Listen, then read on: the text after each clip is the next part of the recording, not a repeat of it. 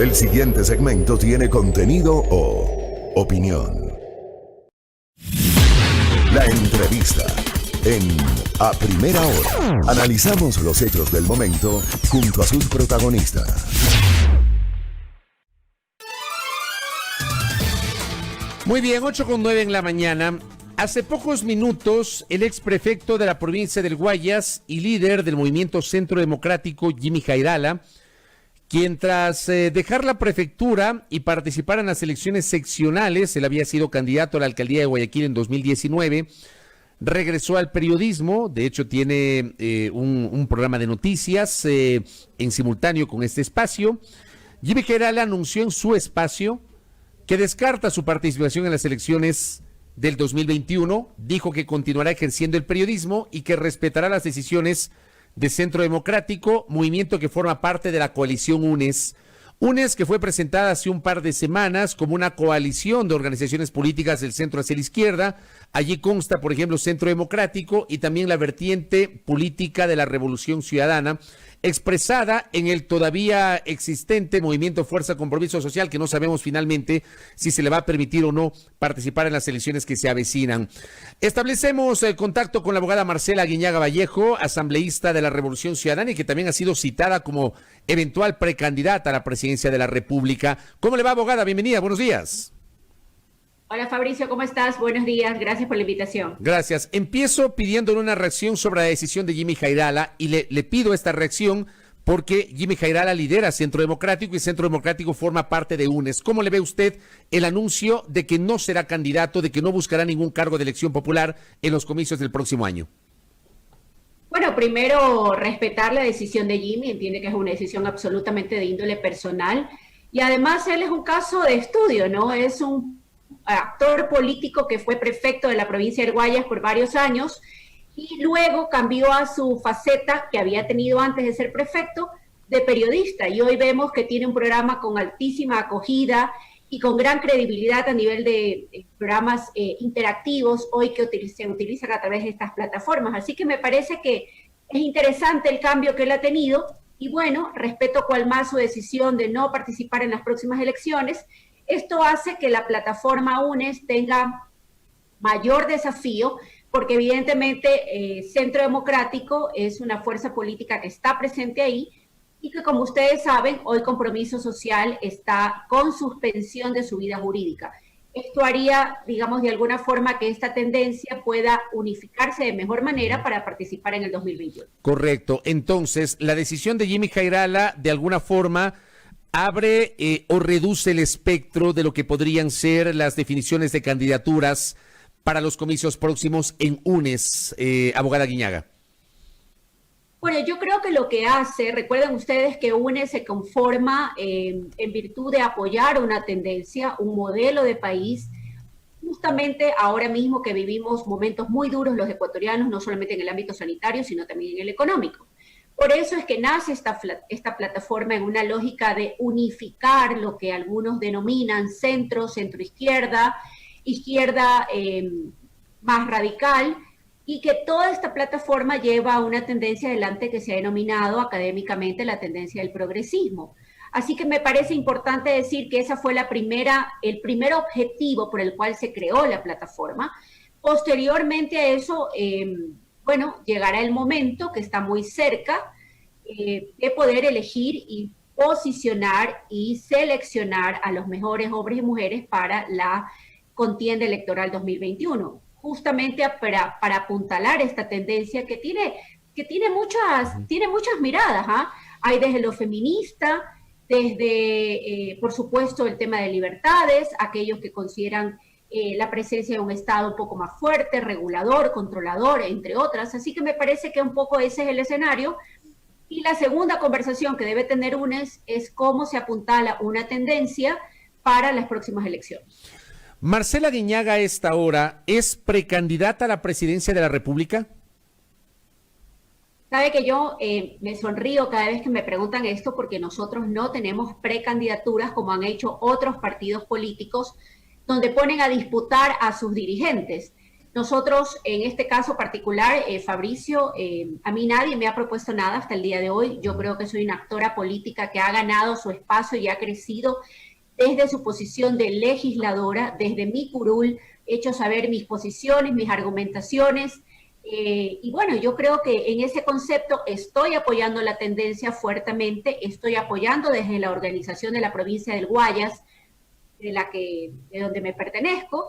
Así que en ese trabajo estoy, más allá de cualquier posibilidad de elección o no, de que mi nombre se tenga en cuenta para una candidatura. Claro, le hago esta pregunta porque, por ejemplo, el fin de semana en un canal de televisión hablaron de 24 precandidatos.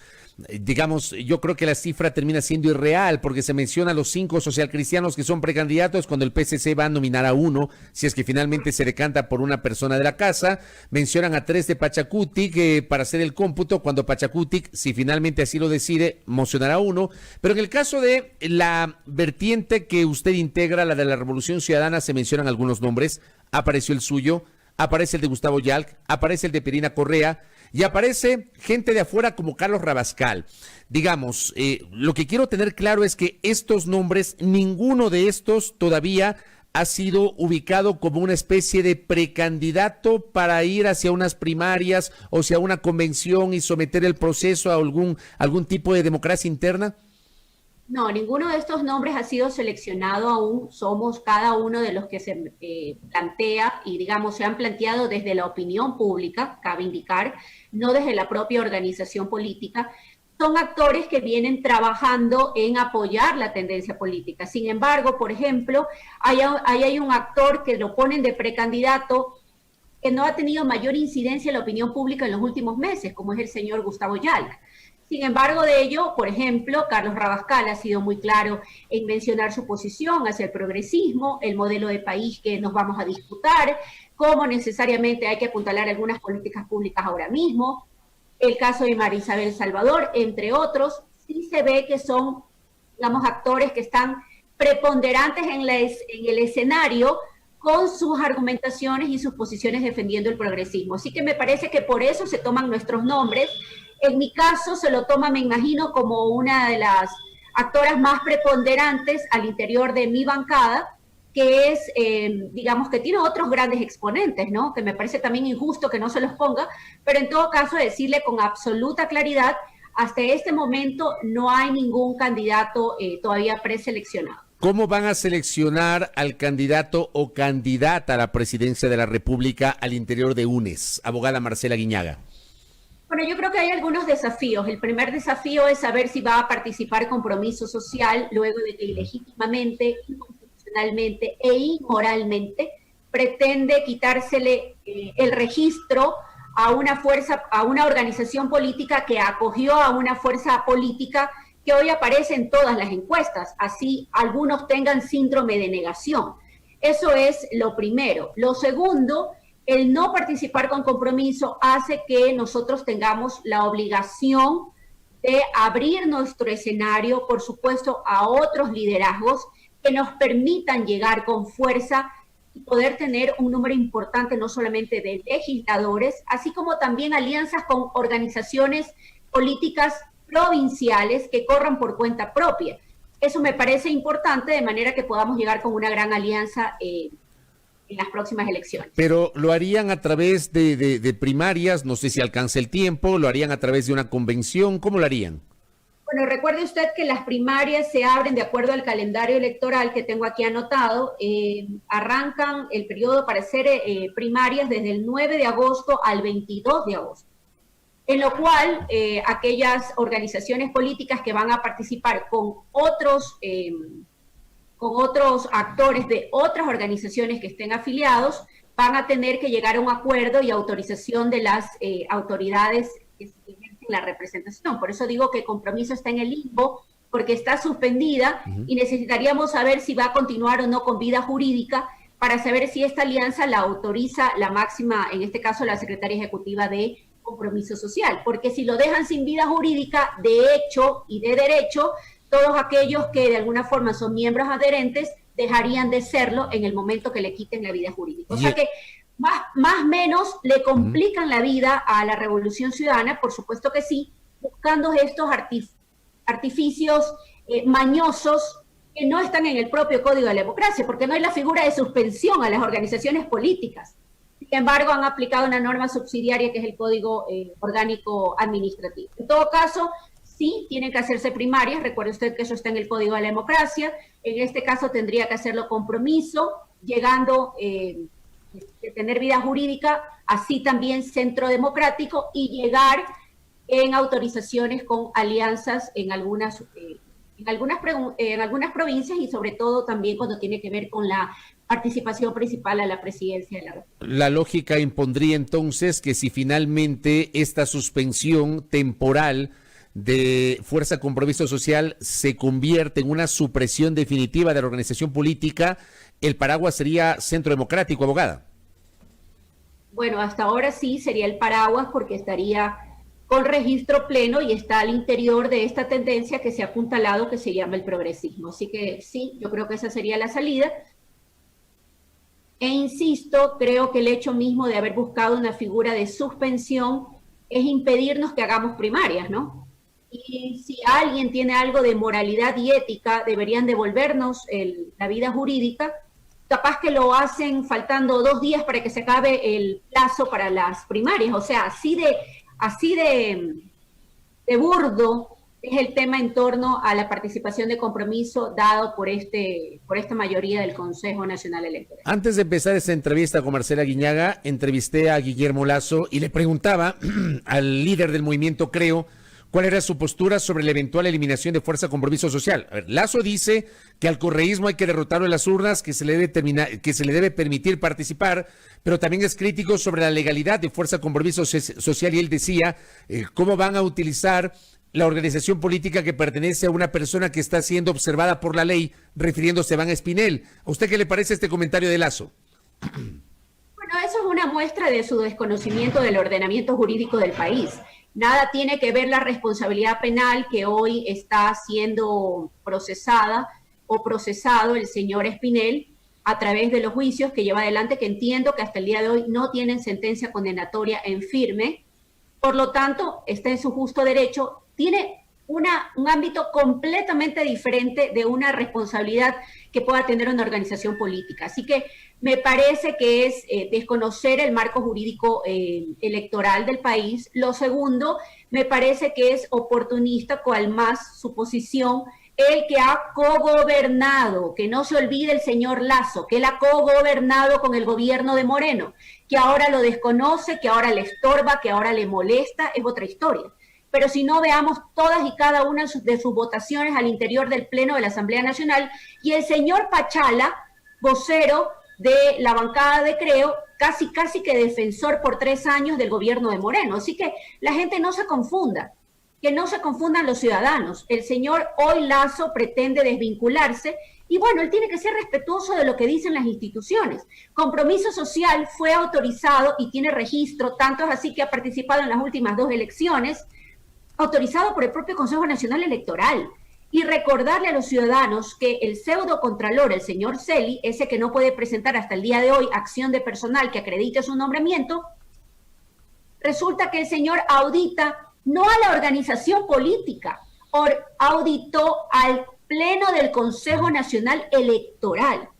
Y otra cosa que es importante, Fabricio, saber que nuestra fuerza política no tiene un asiento en el Consejo Nacional Electoral, lo tiene Creo, lo tiene el PSC, lo tiene Alianza País y otras fuerzas políticas. Así que son ellos que tienen que darle respuestas por esta burda patraña de buscar impedir que una fuerza política, que mire usted, que sigue creciendo en las encuestas, por más que les moleste, los analistas políticos así lo mencionan.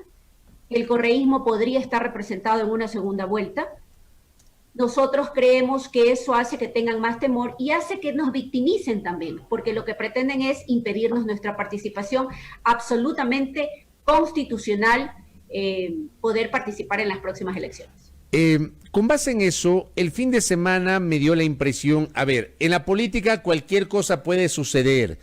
En la política es casi como en el fútbol, que no se sabe el resultado hasta que el árbitro pita la finalización. Así es la política, aquí y en la China, pero la política ecuatoriana se caracteriza por eso.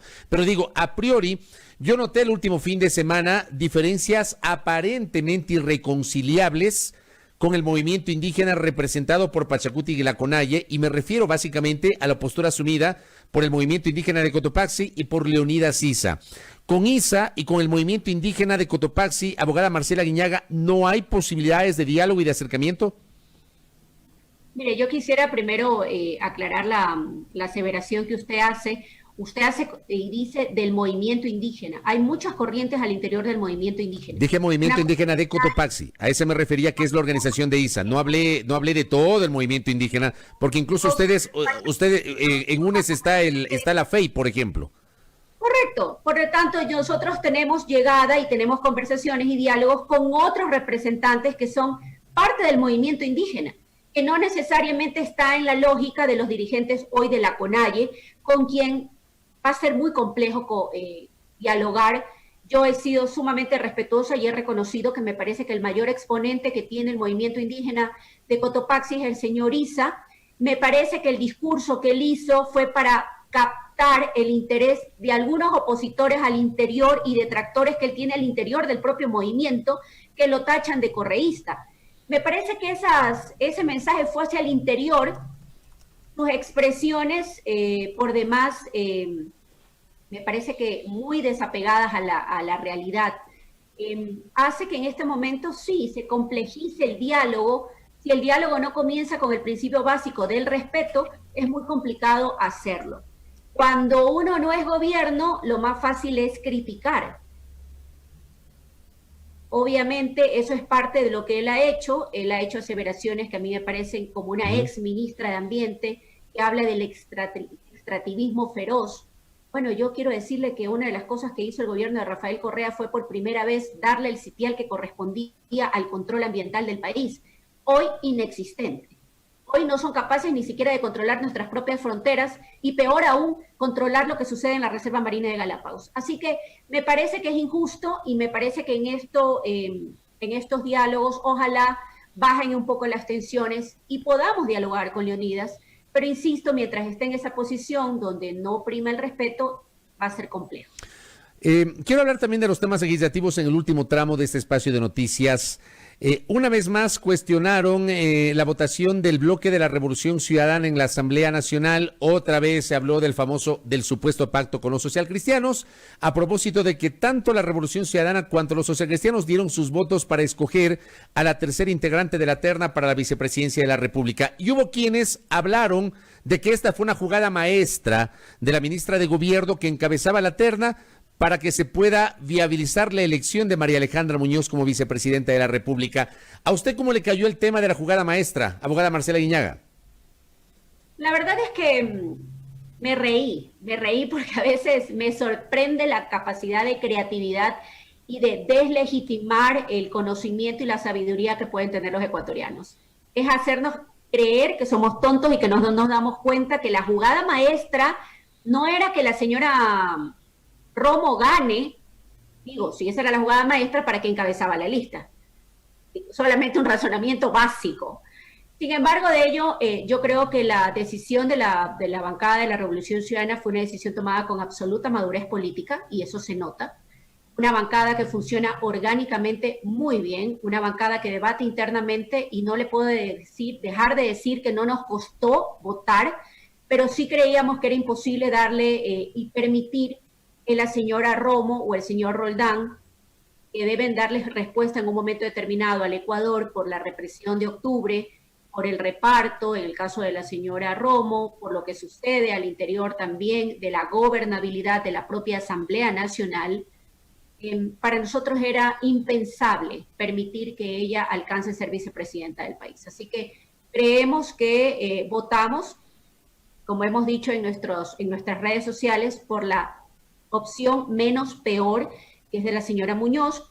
Yo le deseo, la verdad, que en estos 10 meses que le queda, ojalá pueda hacerle bien al país, un país y ciudadanos que estamos en términos generales bastante decepcionados, con mucho hartazgo de la política, que la situación económica cada vez es más grave y apremiante en los hogares de los ecuatorianos.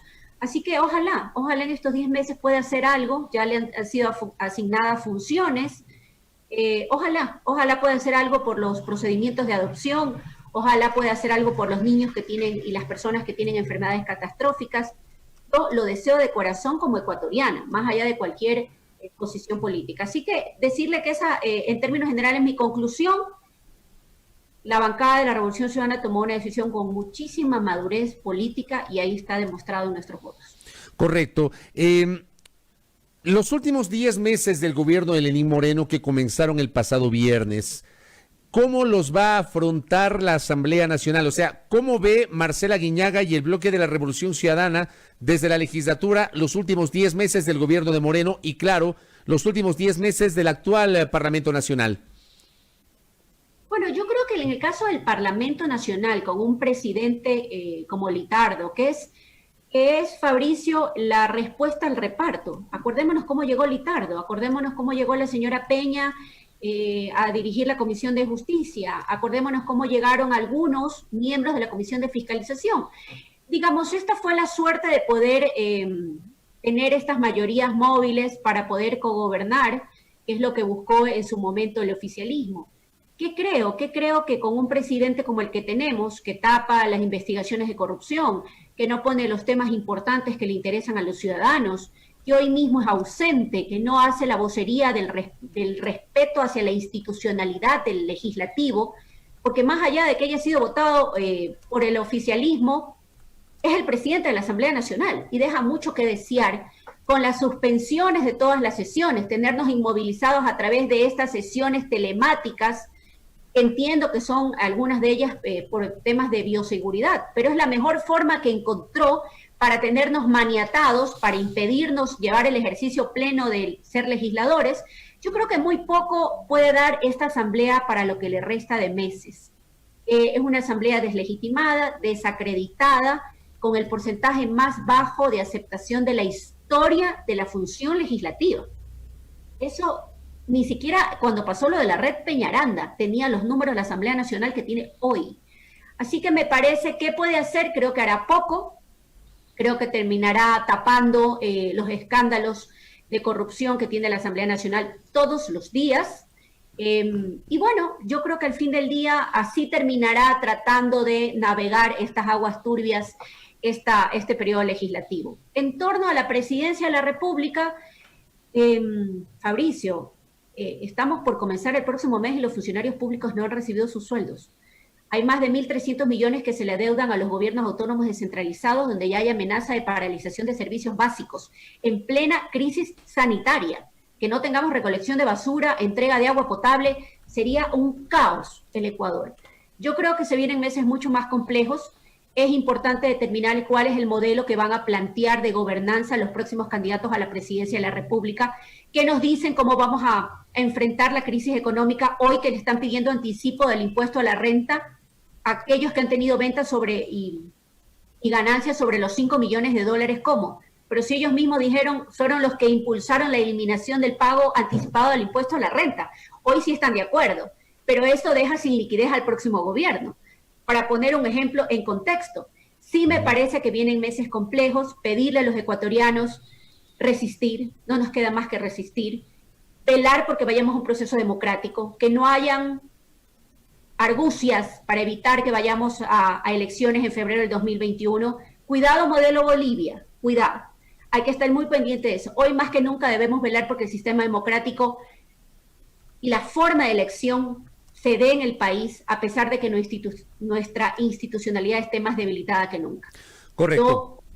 Yo creo que termino con eso y diciéndole que sí, que avisoro meses complejos, pero debemos resistir hasta ir a elecciones. Ni diga, oiga. Gracias, abogada, por el tiempo y por la gentileza. Que tenga usted un buen día, ¿eh?